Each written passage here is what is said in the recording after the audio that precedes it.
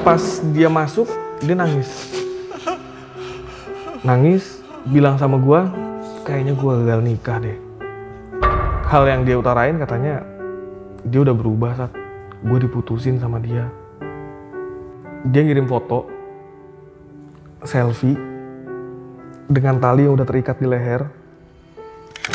Terus dia ngirim foto tali yang udah dia siapin. Dan dia juga ngirim foto kakinya sudah ada di atas toples. Toples? Iya. Seperti dia udah mempersiapkan aksinya. Dia voice note ke gue denger voice note itu makin panik. VN itu masih ada?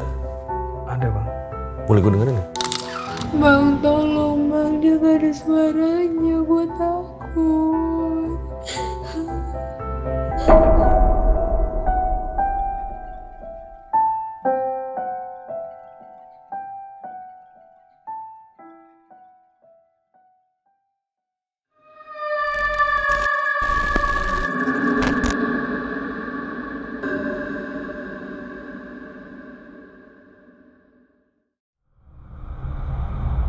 Biasanya kita mendengar kalimat-kalimat buaya, kayak misalnya, gue cinta sama lu sampai gue mati. Kalau lu putusin gue, lebih baik gue mati. Itu tuh kita ngedengernya tuh kayak konyol aja gitu. Tapi gimana kalau ternyata kata-kata itu benar?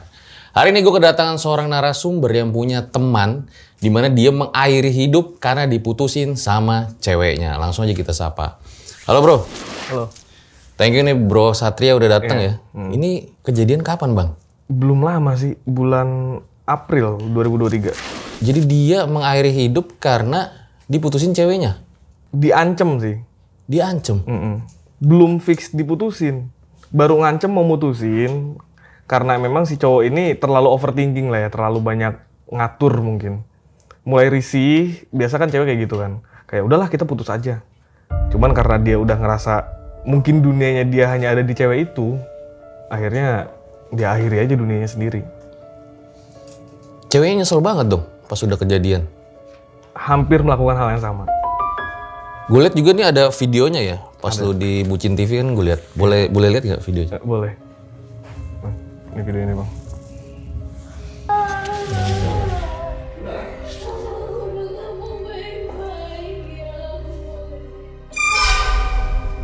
Ngeri banget ya. Ya begitu kondisinya. Dan setelahnya si sosok ini menghantui temen-temen sama lu juga. Iya, meneror sih, lebih ke meneror. Menyuruh lu mengakhiri hidup lu juga. Hampir.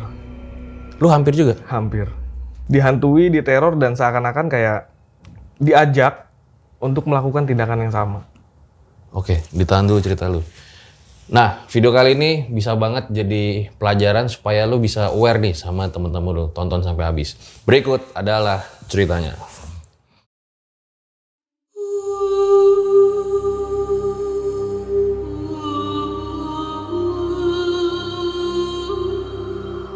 Ya, gimana ceritanya bro? Jadi kita cerita dari awal ya, dari awal hubungan mereka bisa ketemu sampai akhirnya bisa mereka pacaran nih. Jadi mereka awal mula pacaran itu sebenarnya gue juga yang ngejodohin mereka. Gue yang ngejodohin mereka. Jadi waktu itu dia sempat cerita, nanya, ini cewek siapa Sat? Kok kayaknya cakep nih. Nah dari situ gue coba untuk mempertemukan mereka. Gue nyomblangin lah, ketemu mereka. Coba untuk komunikasi sampai akhirnya sama-sama ngerasa nyaman mungkin ya, sampai akhirnya jadian. Hubungan itu bertahan sekitar 2-3 tahun sampai akhirnya dia berakhir seperti itu. Nah jadi ceritanya dia ini di bulan April Mei, Lebaran Mei ya. Sebutan temen lu siapa namanya? Dia namanya Aldi. Ya namanya Aldi. Jadi di bulan Mei, Lebaran bulan Mei kan ya? Abis Lebaran, dia ini rencana mau nikah. Karena memang pacaran udah sekitar 3 tahunan lah. Udah sering jalan kemana-mana bareng, mungkin udah sama-sama ngerasa, ya udahlah kita nikah aja. Nah dia sempat ngasih informasi ke gue di bulan Maret. Di bulan Maret dia ngasih info ke gue kalau di bulan abis Lebaran dia mau nikah. seneng dong gue sebagai sahabat karena gue yang mempertemukan mereka sampai akhirnya mereka bisa nikah. Itu jadi suatu kebanggaan tersendiri, bisa nyoblangin orang sampai goals ke jenjang pernikahan. Bahagia gue saat itu.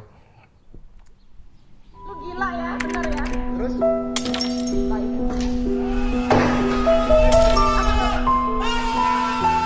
Cuman menjelang hari pernikahan, itu masalah-masalah itu semakin kompleks yang dia dapetin. Dia pernah telepon gua waktu itu, sampai 3 jam teleponan si Aldi ini. Dia cerita, katanya ceweknya ini udah mulai beda. Dia ngerasa ceweknya ini udah gak sayang sama dia. Karena memang 1 bulan menjelang pernikahan, ceweknya ini coba untuk fokus sama orang tuanya dulu. Dia bilang gitu, cewek gue nih sekarang semenjak 1 bulan mau nikah nih, mendekati pernikahan, komunikasi jarang, diajak ketemu susah. Gue coba kasih pandangan ke temen gue ini, ke Aldi, kalau mungkin cewek lu cuma menerapkan pingitan, mungkin ya, karena ada juga kan adat budaya yang dipingit itu supaya menghindari hal-hal yang takutnya kalau sering ketemu gagal nikah, takutnya begitu. Makanya ceweknya ini mau coba untuk mengurangi intensitas bertemu dan mengurangi intensitas komunikasi. Biar surprise aja waktu nikah. Cuman karena temen gue ini, si Aldi ini orangnya terlalu overthinking. Sama terlalu over control. Memang dia selalu pengen segala sesuatu itu sesuai dengan apa yang dia mau. Dia orang yang gak suka kalau sesuatu hal yang terjadi itu tidak sesuai dengan apa yang dia inginkan. Perfeksionis nih. Perfeksionis. Over control lah, pengen banget ceweknya ini. Pokoknya kalau aku udah bilang A ya A, B ya B. Diktator juga mungkin bisa dibilang. Ceweknya ngerasa nggak nyaman. Ngerasa nggak nyaman dengan sikap yang seperti itu. Cuman kan nggak mungkin saat si Aldi curhat sama gue menyampaikan hal seperti itu. Gue coba menenangkan dia dengan bahasa yang ya udahlah, cewek mah emang kayak gitu. Memang kadang labil. Lagi pula kalaupun emang mau nikah mah ya, memang hal yang kayak gitu tuh udah biasa terjadi. Munculnya rasa ragu, munculnya orang ketiga, itu udah hal yang biasa. Jadi lu kudu kuat-kuat ngejalanin ujian sebelum pernikahan. Karena setelah pernikahan bakal ada ujian-ujian baru lagi yang bakal lu lewatin. Makanya kenapa nikah itu kan gak gampang, ujiannya banyak. Oh iya katanya. Cuma iya-iya aja saat itu. Nah, di keesokan harinya, abis dia teleponan nangis-nangis itu ya, itu 2 jam, 3 jam dia telepon gue nangis-nangis. Si Aldi nangis? Nangis di telepon. Sama lu? Iya. Lu nya nangis juga nggak? Enggak. Di telepon dia nangis-nangis, gue coba buat tenangin, oke udah mulai tenang. Besoknya jalan deh berdua.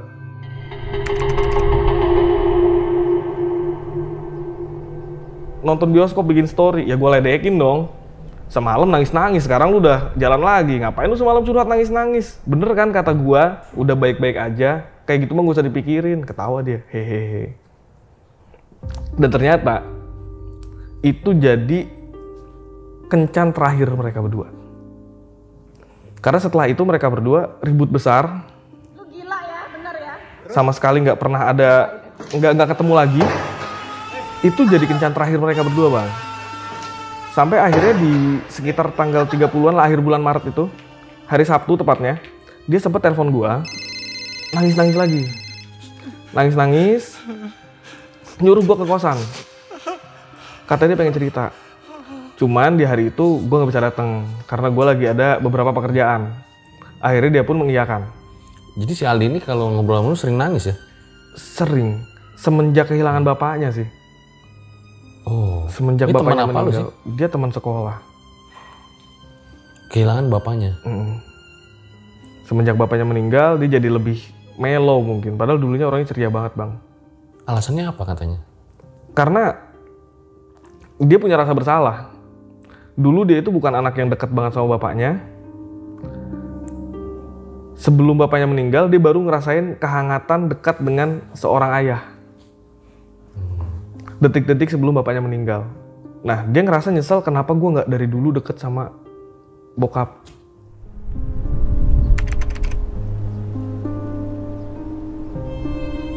Tadi kan hari Sabtu. Nah, ini di hari Minggunya, Bang. Di hari Minggunya itu, anehnya, ini aneh kalau menurut gue sih. Hari Sabtu dia telepon nyuruh gue ke kosan, tapi di hari Minggu dia datang ke kosan gue di Tangerang waktu itu. Dia kan ngekos di Cibubur. Gue ngekos di Tangerang. Di hari Minggu dia datang ke Tangerang, nyamperin gue dengan kondisi nangis-nangis juga bang. Dia ketok pintu, gue buka. Pas dia masuk, dia nangis. Nangis, bilang sama gue, kayaknya gue gagal nikah deh. Gue tetap coba buat nenangin dia lagi. Gue tanya alasannya kenapa. Hal yang dia utarain katanya, dia udah berubah saat gue diputusin sama dia. Gue tetap dengan statement gue kalau itu mah cuma ngancem doang. Nah setelah itu dia coba buat ngelepas cincin ininya sambil nangis tuh. Dia ngelepas cincin tunangannya karena mereka kan mau nikah habis lebaran kan. Dia coba buat ngelepas cincin tunangannya. Gue bilang nggak usah. Jangan dilepas cincin tunangan lu. Karena hubungan kalian berdua ini kan sudah masuk ke arah yang serius. Sudah masuk ke arah yang serius. Kalaupun memang ingin mengakhiri hubungan itu, harus ada pertemuan keluarga. Hubungan kalian ini bukan antara lu sama dia doang. Udah mencakup ke arah yang lebih luas. Antara keluarga lu sama keluarga dia. Lu jangan egois. Coba diselesain baik-baik. Enggak Sat, kayaknya mah ini udah nggak bisa. Kayaknya mah pasti gagal nikah. Tapi tetap akhirnya cincin itu nggak dia pakai, nggak dia lepas. Nggak lama dia pulang. Dia pulang ke Cibubur. Keanehan itu terjadi lagi di hari Minggu malamnya. Malam Senin. Ini gue ngerasa aneh.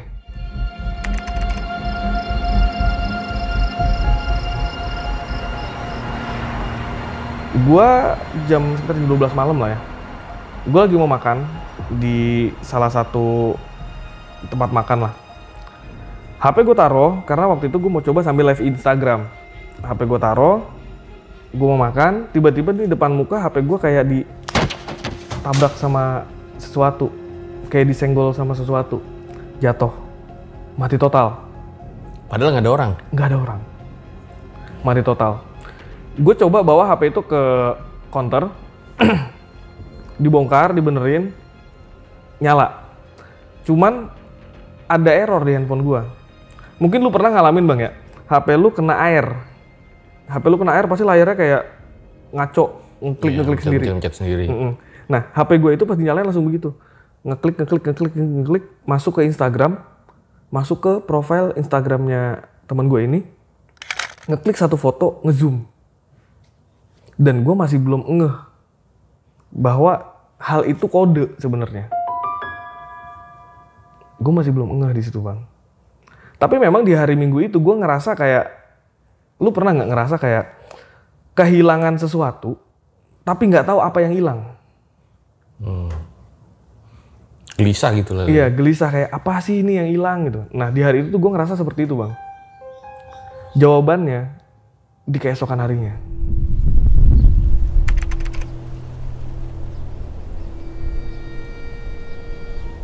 Jadi di hari Senin sekitar jam 4-an lah, jam 4 sore.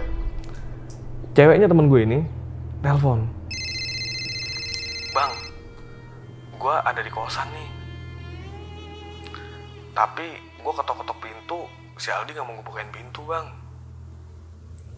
Gak ada kali, gitu gue kan. Gak ada kali dia di kosan, mungkin lagi nyari takjil. Enggak bang, dia ada di kosan, orang motornya ada. Ya nyari takjil kan bisa jalan kaki, nggak harus pakai motor. Cuman di situ hal yang akhirnya bikin gue ngerasa ini kayaknya ada yang aneh. Ceweknya ini bilang, gue nyumbu bangke bang dari dalam kamar kosnya. Gue masih coba untuk berpositif thinking saat itu. Mungkin ada bangke tikus, ada bangke binatang di sekitar situ mungkin. Cuman ada kalimat lanjutannya lagi, ceweknya bilang, kemarin di hari Sabtu Aldi sempet ngancem pengen. Itu yang bikin gue jadi kayaknya gue coba telepon deh. Gue telepon lewat WhatsApp, memanggil, nggak berdering. Gue coba hubungi lewat Instagram. Saat gue coba buka chat Instagramnya, di hari Sabtu dia ngechat gue di Instagram bang. Cuman belum gue buka. Gue buka chatnya. Itu gue kaget bang liat chat itu. Jadi dia ngirim foto selfie dengan tali yang udah terikat di leher. Terus dia ngirim foto tali yang udah dia siapin. Dan dia juga ngirim foto kakinya sudah ada di atas toples. Toples? Iya. Seperti dia udah mempersiapkan aksinya. Dia akan melakukan sesuatu. Dan ada chatnya juga. Dia minta maaf. Dia udah nggak sanggup. Dia pengen ikut sama bapaknya. Gue kangen bokap Sat. Gue pengen nyusul bokap. Kayaknya gue udah gak kuat, maafin gue ya. Itu chat terakhir dia. Panik gue saat itu. Gue coba buat telepon lagi si ceweknya teman gue ini. Cuman gak diangkat. Gak lama dia voice note. Dia voice note ke gue. Gue denger voice note itu makin panik. VN itu masih ada? Ada bang. Boleh gue dengerin ya? Boleh. Coba gue. Ini nih. Bang tolong bang, dia gak ada suaranya, gue takut.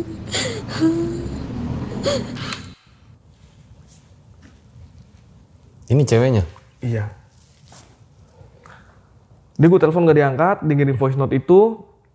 Gue coba langsung telepon temen gue yang rumahnya deket sama kosannya dia. Karena gue udah mulai panik, dia udah mulai ngerasa kayaknya bener deh. Tapi masa iya? Gue telepon temen gue yang rumahnya deket situ, gue suruh dia buat datang ke kosannya. Tapi karena untuk menghindari hal yang tidak diinginkan, gue coba suruh temen gue tuh nyongkel ventilasi, ngintip tapi jangan pakai mata. Karena yang gue takutin, dia ngelihat depan mata itu jadi traumanya dia nanti.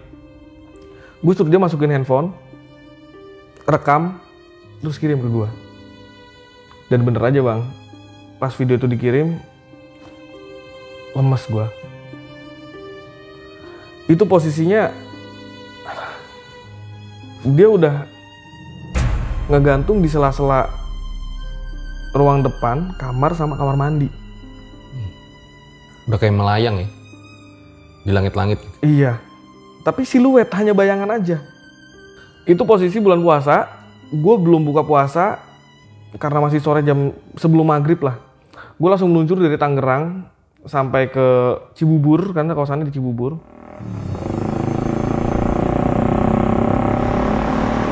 Gue sampai sana udah rame. Udah ada polisi, udah ada beberapa warga, tapi orang tuanya belum datang. Orang tua teman gue ini belum datang. Gue coba buat ngecek, gue pengen ngeliat bener nggak sih ini bohong pasti ini mimpi pasti. Gue coba buat ngecek ke lantai atas, ke kamar kosnya dia yang tadinya terkunci, cuman udah terbuka saat itu. Tapi memang belum ada tindakan evakuasi. Baru dibuka sama yang punya kosnya, baru coba dicek-cek sama polisi. Gue sama teman gue berdua dibuka lah tuh pintu. Itu jarak sekitar kayak dari sini ke kamera lah, nggak terlalu jauh. Itu gue ngeliat posisi dia ngegantung seperti itu, dengan kondisi yang wujudnya tuh udah bukan dia. Pokoknya serem banget deh wujudnya bang. Saat gue coba buka itu rasanya langsung hancur sejadi-jadi gue bang. Karena gini, gue masih bingung, yang datang ke kosan gue hari Minggu itu bener dia atau bukan. Karena setelah posisi jenazah ini dievakuasi, dari hasil penelitian polisi saat itu,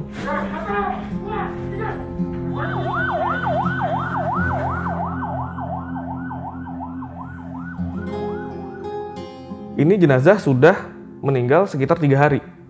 Kalau mau dihitung mundur, berarti meninggal dari hari Sabtu. Sabtu, Minggu, Senin. Sedangkan di hari Minggu dia datang nyamperin gua. Dan ada juga penghuni kamar kos yang ngelihat dia hari Minggu masih ada di balkon depan kamar kosnya. Ini kejanggalan yang terjadi dari kejadian ini. Terus di hari Sabtu dia sempat kirim foto selfie. Saat gue temukan jenazahnya, pakaian yang dia pakai sama. Dan memang di hari Minggu dia datang ke kosan gue pun pakai pakaian itu bang. Foto itu masih ada? Ada. Mau lihat? Nanti aja deh.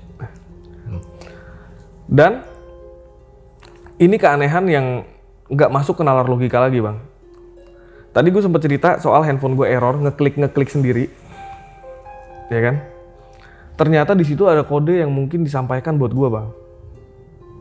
Saat ngeklik ke satu foto dan ngezoom, itu ada sebuah keanehan.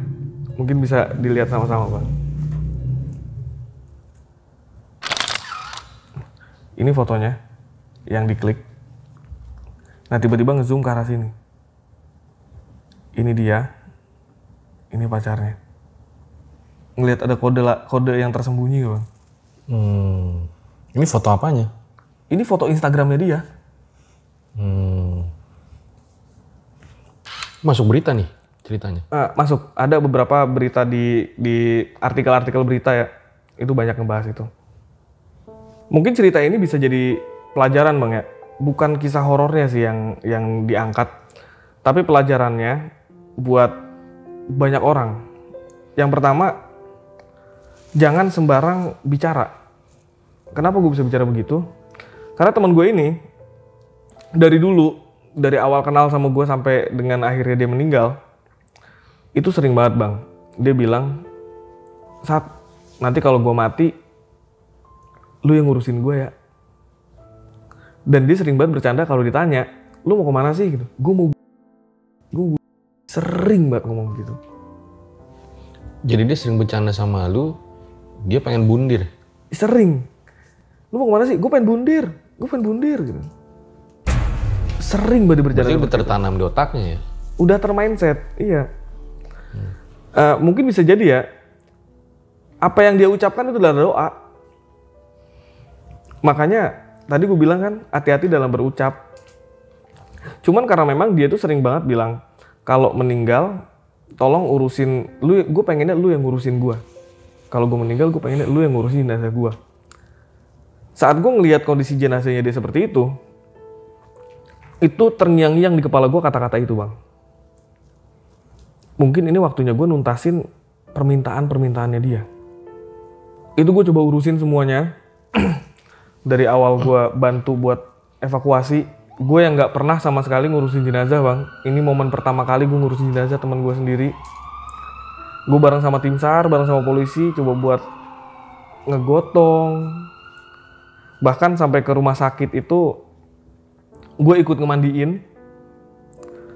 Gue coba buat koordinasi juga ke pihak keluarga. Kan dia aslinya orang Karawang. Gue coba buat koordinasi sama keluarga yang di Karawang. Karena kondisi jenazah ini tuh tidak memungkinkan untuk bisa dimakamkan menggunakan kain kafan. Makanya dibungkus dengan peti dan di wrapping. Karena? Kondisinya sudah membusuk bang. Jadi banyak cairan mayat yang keluar. Kalau dikhawatirkan, kalau menggunakan kain kafan, itu orang yang nerima di bawahnya saat jenazah masuk ke liang lahat itu nggak kuat. Yang ditakutkan itu. Nggak, itu emang lu boleh potong-potong gitu ya? Bukannya ada lain polisi biasanya? Bareng sama polisi. Nggak ada lain polisi saat itu? Ada, bareng sama keluarganya juga. Gue nggak motong, polisi yang motong gue bantu megang. Gitu. Gue bantu megangin. Bareng sama mereka.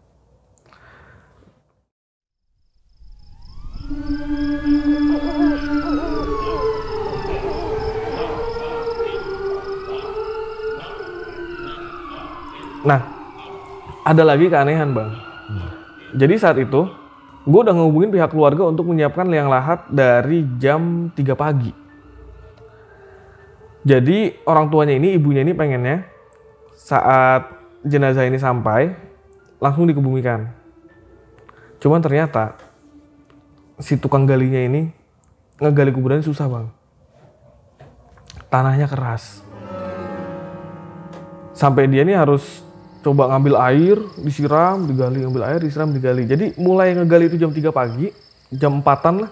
Selesai itu jam 12 malam. Jadi banyak banget trouble-trouble yang dialamin. Waktu evakuasi, bahkan sampai ke pemakamannya. Ya mungkin gue menganggap gini ya. Ini adalah suatu hal yang dibenci sama Tuhan, perbuatan ini. Makanya Tuhan pengen coba kasih tahu, ini dampak dari perbuatan yang dibenci Tuhan tapi tetap dilakukan. Berarti lo menganggapnya begitu ya? Jadi kayak hukuman dari Tuhan nih menurut lo nih? Bukan hukuman sih, tapi Tuhan ingin memberikan pandangan kepada mereka yang masih hidup. Bukan ke hukuman, kalau hukuman kan kesannya kayak kejam banget gitu loh. Lalu? Keanehan lagi waktu pas di prosesi pemakaman. Jadi kan memang kondisi jenazahnya itu udah membusuk dan sudah keluar cairan mayat. Nah, peti itu tuh di wrapping supaya cairan itu nggak keluar, Bang. Tapi saat jenazah ini mau dibawa ke liang lahat, digotong sama orang lain, cairan itu keluar, Bang. Berganti-ganti orang, tetap keluar cairannya. Cairan apa? Cairan mayat, lendir mayat itu keluar. Saat gue yang ngegotong, gue cuma ngomong dalam hati,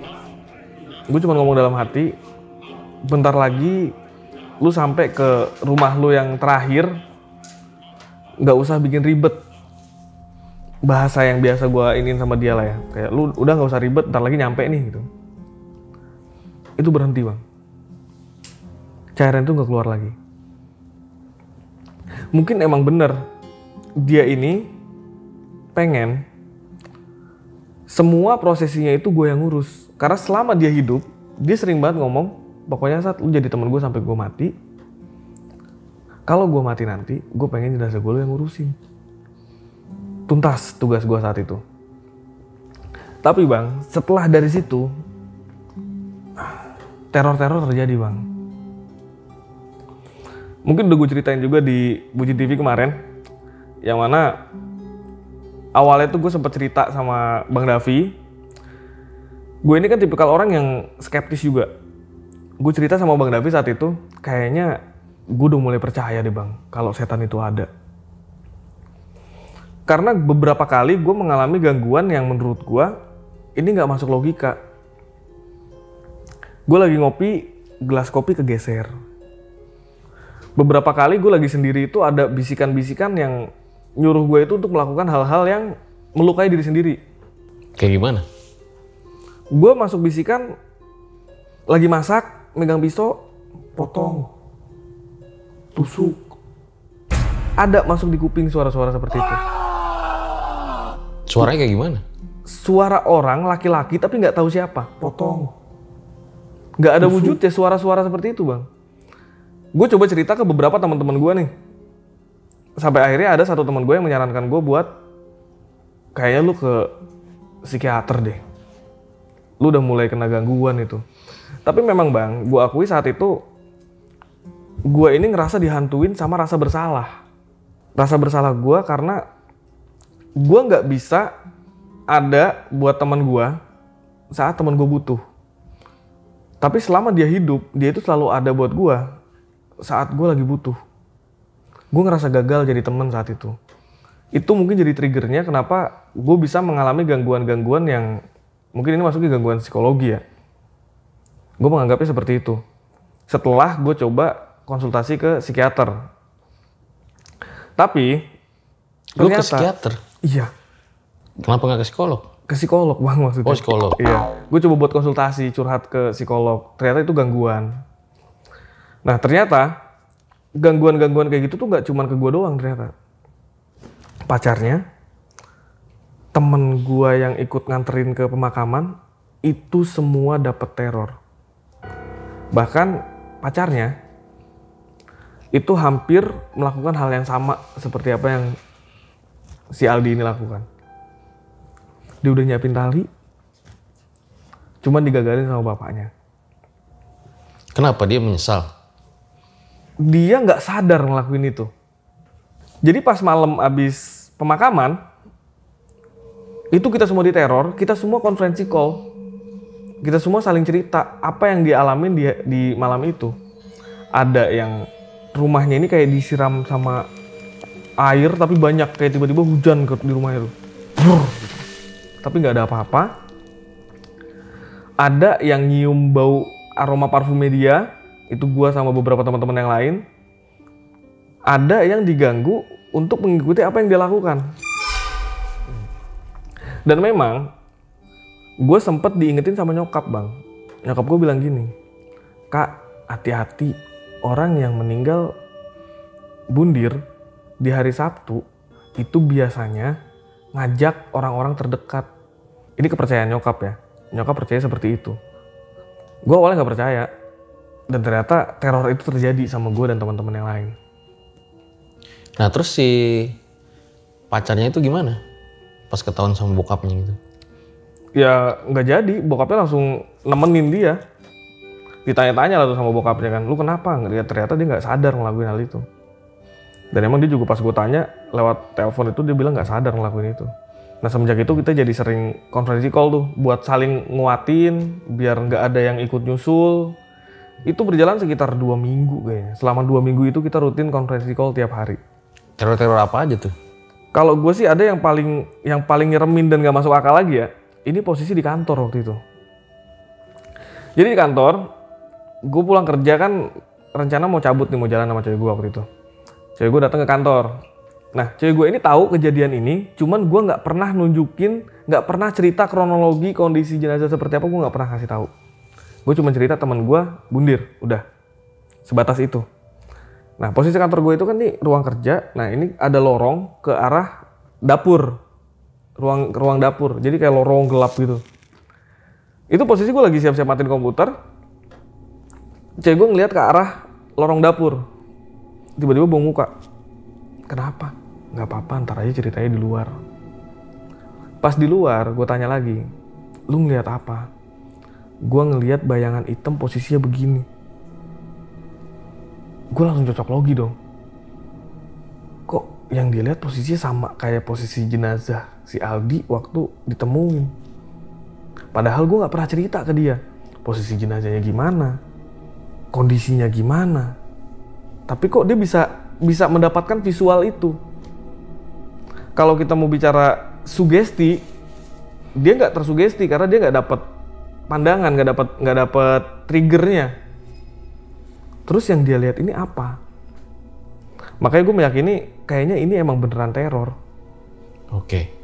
Terus gimana lagi? Udah sih untuk teror-teror itu aja. Terakhir berarti di kantor lu? Setelah itu udah gue mencoba untuk membiasakan diri. Berarti terakhir kapan tuh? Terakhir masih di bulan April, akhir April.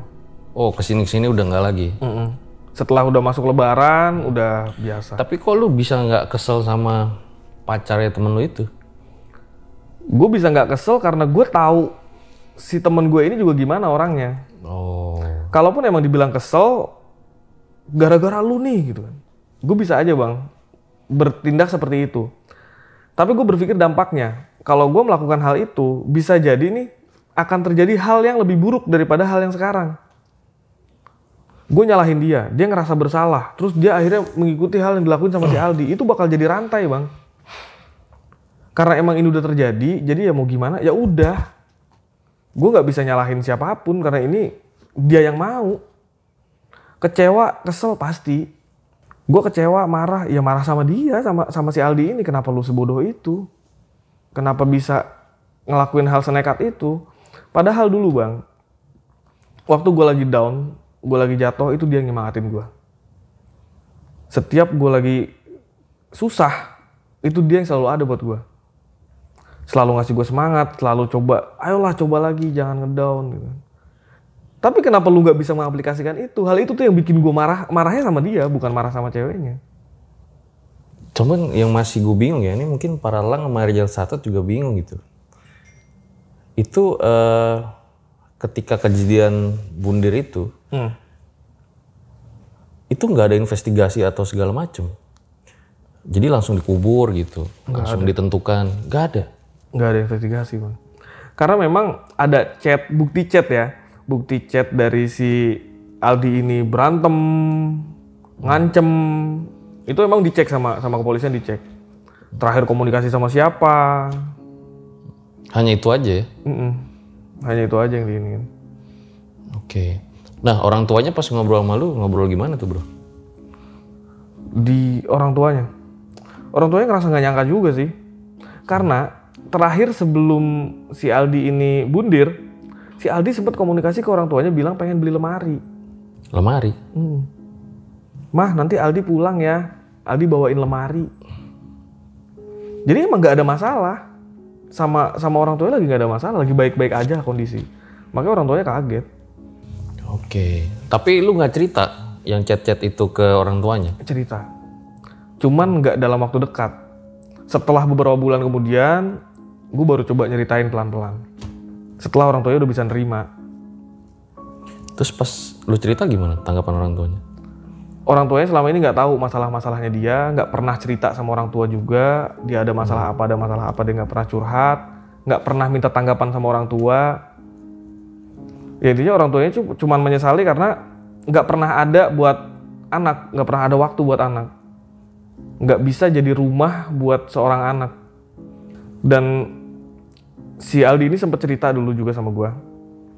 Satu hal yang bikin dia malas di rumah, itu karena dia selalu dianggap sebagai anak-anak. Anak-anak? Sama? Sama orang rumah mungkin. Dia sempat cerita itu. Makanya ini juga bisa jadi pelajaran juga buat mungkin para orang tua di luar sana ya. Yang anaknya sudah masuk ke remaja atau dewasa, jangan jadikan anak itu sebagai anak-anak, tapi jadiin temen kalau dia udah masuk ke fase remaja atau fase dewasa. Karena pentingnya deep talk mungkin sama anak ya, biar kita bisa tahu masalah anak ini apa, penyelesaiannya gimana. Sebagai orang tua juga harus bisa mungkin. Berarti lu cerita ke ibu sama bapaknya tuh saat itu ya? Bapaknya udah nggak ada. Sorry, ibunya? Ibunya sama kakaknya. Gue cerita akar masalahnya. Dan memang pacarnya juga cerita kenapa bisa begini. Ya orang tua akhirnya ya udah emang udah terjadi mau gimana. Iya ya. Tapi ya udah berarti akhir lu sampai di kantor itu ya, terornya ya. Tapi lu nggak tahu nih kalau yang lain kayak gimana ya? Nggak tahu kalau yang lain.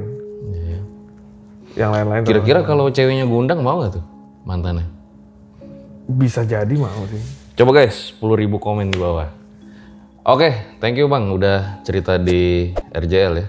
Semoga cerita kali ini dapat kalian ambil pelajaran dimana kalau misalnya ada orang pengen ngomong bundir, itu jangan dianggap gampang ya. Kalau lu lihat statistik juga, data bundir itu di Oktober itu kemarin disebut meningkat. Yang berarti bahwa ada bahaya kesehatan mental nih ada di sekitar kita. Jadi kalau lu misalnya punya temen yang udah sampai tahap itu, lebih baik lu suruh ke psikolog, psikiater, atau lu dampingin lah gitu. Ajak seneng sih. Hah? Diajak seneng. Iya. Temen lagi galau ajak seneng. Temenin curhat. Jangan dicuekin. Seenggaknya temenin aja gitu ya. Iya. Karena mereka cuma pengen didengar biasanya. Tapi ada temen gua, galau minjem duit itu gimana? Galau minjem duit. Biar silaturahmi gak putus kali ya. Oh iya. Tapi kalau ngechat galau minjem duit mulu gimana? Ya nggak apa-apa. Apa ya? Kalau lagi ada mah pinjemin bang. Pinjemin aja ya. Kalau nggak ada ya. Tapi kalau nggak dibalik-balikin gimana? Ya udah ikhlasin bang, daripada dia pulang kayak maha kuasa kan. Serem lagi. Oke deh. Semoga dapat diambil pelajaran dari kisah kali ini. Gue Fajar Aditya, RJ5 undur diri. Ciao.